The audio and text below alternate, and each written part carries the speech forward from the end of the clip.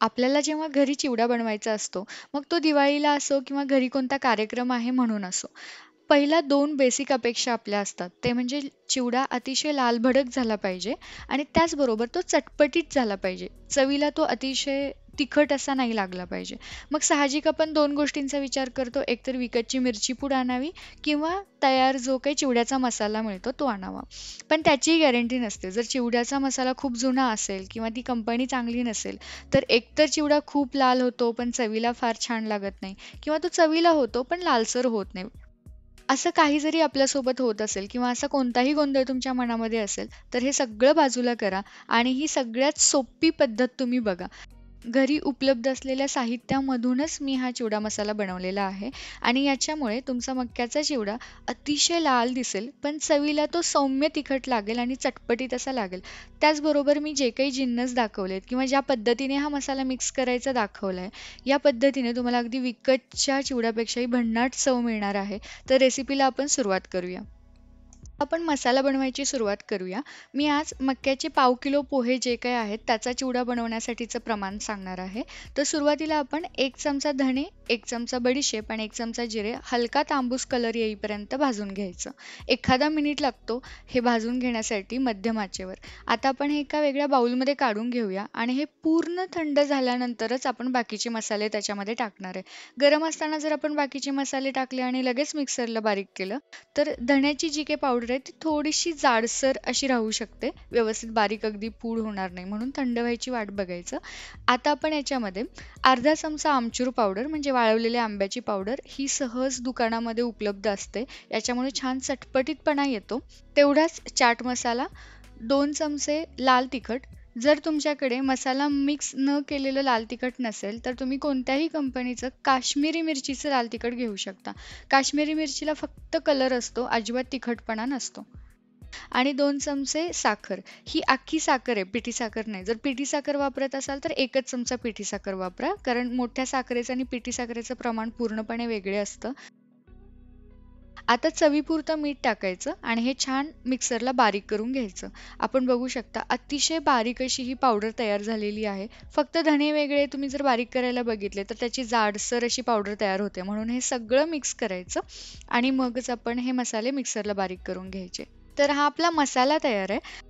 त्याचबरोबर एक लहान लसणाचा गट्टा ज्याच्यामध्ये कमीत कमी 10 ते 15 पाकळ्या होत्या. तर त्या लसणाच्या पाकळ्या मी अगदी हलक्या हाताने ठेचून घेणार आहे म्हणजे त्याचा छान वास आपल्या चिवड्याला लागतो. आता आपण सगळे जिन्नस तळून घ्यायचेत आणि येथे एक सगळ्यात सोपी पद्धत तळून घेण्याची म्हणजे अतिशय बारीक होल असलेली ही चाळण म्हणा किंवा झारा म्हणा, या पद्धतीचं आपण पहिला तेलात टाकायचं आणि मग याच्यामध्ये आपली डाळ वगैरे आपण भाजून घ्यायची.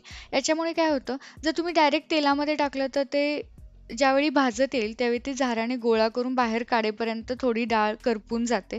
कारण हे जिन्नस खूप हलके असतात आणि पटकन करपायला बघतात आणि तेलही खूप अस्वच्छ होतं. कारण पहिलाच जिन्नस जर व्यवस्थित बाहेर नाही निघाला तर दुसरा जिन्नस भाजेपर्यंत ते पहिला टाकलेला जिन्नस करपून जातो. म्हणून या पद्धतीची ट्रिक आपण वापरायची आहे. तर आपण या पद्धतीने हलका तांबूस कलर येईपर्यंत 1 वाटी फुटाण्याची डाळ भाजून घेतली. त्याचबरोबर आता आपण 1 वाटी सुकं खोबरं असं बारीक काप करून आपण घेतलं ते भाजून घेऊया. तेही हलका तांबूस कलर आला की काढून घ्यायचं. आता त्याचबरोबर 1 वाटी काजू हलका तांबूस कलर येईपर्यंत मी परतून घेतलं. हे पूर्णपणे ऑप्शनल आहे. पण मक्याच्या चिवड्यामध्ये जेवढे ड्रायफ्रुट्स घालाल तर तेवढा चिवडा तो चवीला छान होतो.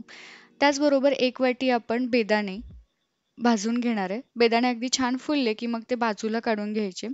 आता आपण बाकीचे जिन्नस जेवढे वापरले त्याच्या दुप्पट शेंगदाणे वापरणार आहे. तर 2 वाटी शेंगदाणे मी घेतलेत. तर तेही छान तांबूस कलर येईपर्यंत मी भाजून घेतलं.